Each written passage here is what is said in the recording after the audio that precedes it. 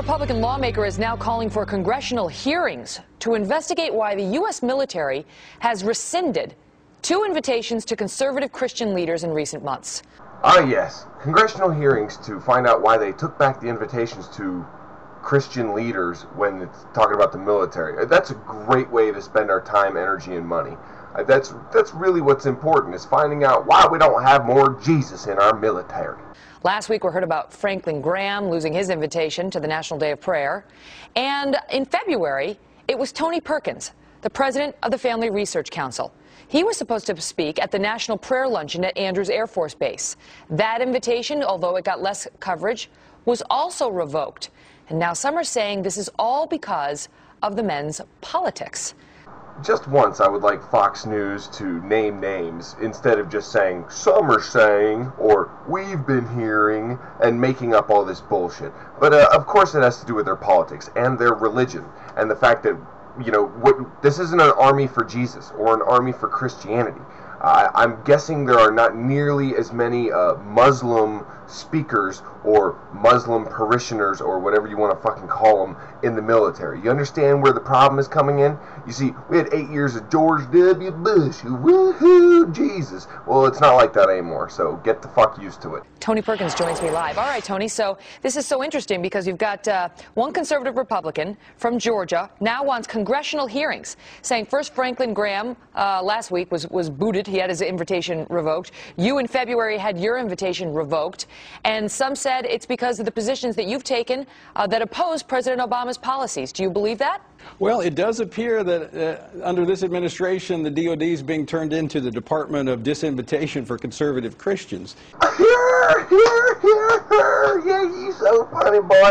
But exactly what gives you the right to speak as a conservative Christian any more than I have the right to speak as a liberal atheist? Well, okay, so start hiring more people like me to come give fucking speeches. I bet it would be a hell of a lot more interesting than hearing you fucking talk, douchebag. And it does have to do with issues, whether it's Franklin Graham on his views on radical Islam or my views in support of present law regarding homosexuality in the military. It does appear that this administration is using the military to advance its agenda. You're upset because the guy who is pissed off at Islam got disinvited, and you, the guy who hates gays in the military, got disinvited. You're pissed off about that. And then you're going to go and say, it appears as if the current administration is using the military to advance their agenda. As if the previous administration didn't do that about, I don't know, 1,000 times worse. Starting wars over bullshit. Oh, they didn't use the military to advance their agenda at all, right? It's just Obama. Get that Obama guy. It's all Obama's fault because nobody wants to hear you talk about how gays shouldn't be able to be in the military. Fuck you. And that's concerning, especially as a veteran of the Marine Corps. I'm very concerned about how the military, that is highly respected in our country, and rightfully so, is being used to advance this administration's agenda. As opposed to this fucktard's agenda, which is to praise Jesus, hate Islam, and deny gays basic civil rights. You know, we had a statement from an Andrews Air Force Base official that was given to us. This is just yesterday, so this is heating up again. The revocation of your invitation in February, heating up again in the wake of this call for congressional hearings. And what the Andrews official told us was that you were not disinvited because of your position criticizing President Obama when it comes to gays openly serving in the military. You were disinvited because airmen on the base, according to this woman, complained about your remarks made about the president on your website. And I think specifically they're referring to your remarks saying that the president, quote, is willing to jeopardize our nation's security to advance the agenda of the radical homosexual lobby. That's what you said. Just to break it down for you, what she's saying is these radical Christian fucktards, they're against everything else radical, like radical Islam or radical gay activism or anything like that. They're like, oh, being radical is terrible, unless you're radical for Jesus. Yeah. And I stand by that statement. That's exactly what advancing this repeal or this overturning of the law would do. In fact, 14 congressional studies have shown that in the last 16 years. I stated a position that was consistent with current law and said this president, who didn't call for the military to review how this might impact, the overturning of this law would impact national security, he said, tell me how to get it done.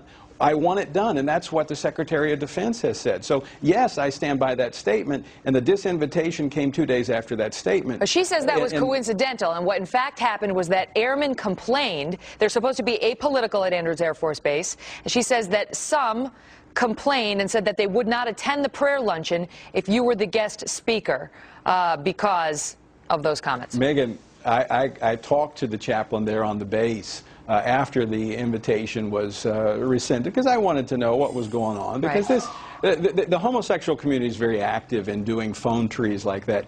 And I inquired, when they told me they had received these calls, how many calls. They had received 12 phone calls. That's pretty insignificant. Only about as insignificant as a bunch of straight white Christians in Afghanistan.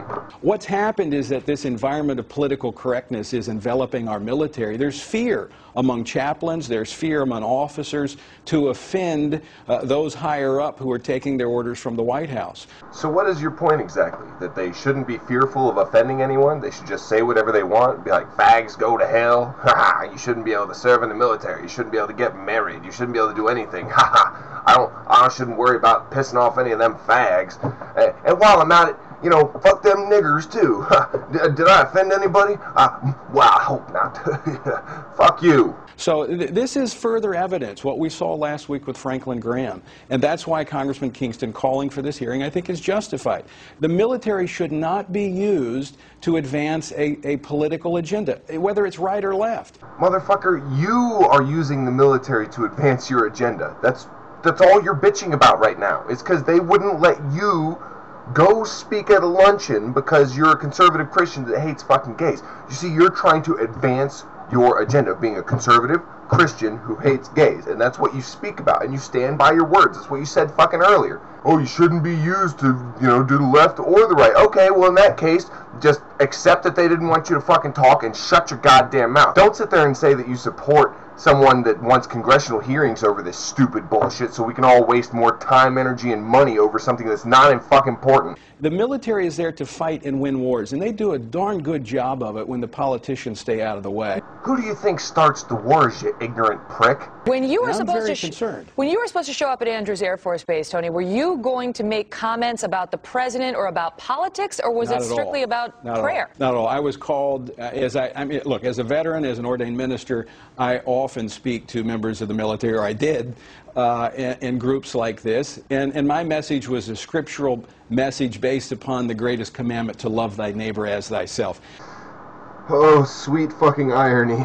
Next, this motherfucker will want to kick out all the shellfish eaters and all the people who wear uniforms of 2 different fabrics. Ha ha, get them all. Go Bible ass on the military. It had nothing to do with the message that I would be presenting. Same thing with Franklin Graham. I know that Franklin Graham's message would have been about the gospel of Jesus Christ, ministering to the men and women in uniform, but that's not why he was disinvited. He was disinvited because he doesn't fit into the political correct model. And I think that model is being shaped by the administration. The bad guys here are not the military. The military is, again, the men and women there are doing a heroic job fighting 2 wars. They shouldn't be saddled with this administration's political agenda. But let's ignore the fact that it was the previous administration's agenda that got us into the 2 wars in the first place. Got the military into those 2 wars. All those people are fighting and dying because of the previous administration. But what we're going to do is we're going to ignore that and blame the current administration's agenda to try and get people to be treated equally. How fucking, good God, how is this the fucking news? Well, what's your theory? How do you think that the administration is funneling this down? I mean, how do you pin this on anybody other than those who actually made the decision? Well, let's go back to the President's State of the Union address, where he announced he was going to repeal Don't Ask, Don't Tell. And then just within a week, you had the Secretary of Defense, who works for the President, and you had the Chairman of the Joint Chiefs, the only member of the Joint Chiefs, who has come out and said we should repeal this law. And the message was sent when he testified that nobody who disagrees in uniform should dare speak out. In fact, General Mixon, a 3-star Army general who spoke out about a month ago, telling his men to voice your concerns about this, he nearly was drummed out of the Army. And yet again, another example of where he's cool with it as long as he agrees with you. When he disagrees with you, then you're just trying to advance your political agenda. When he does it, when people he agrees with do it, that's just fair.